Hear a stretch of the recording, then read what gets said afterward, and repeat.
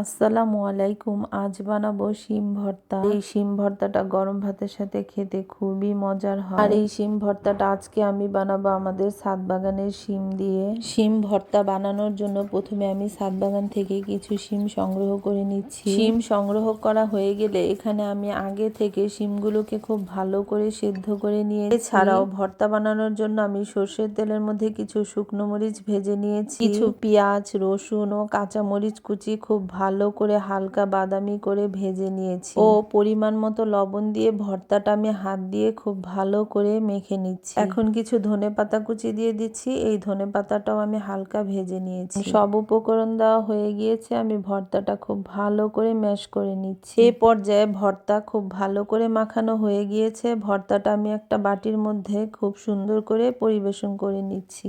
এই শীতের সময়ে শিম ভর্তাটা খেতে খুবই মজার লাগে। ধন্যবাদ সবাইকে।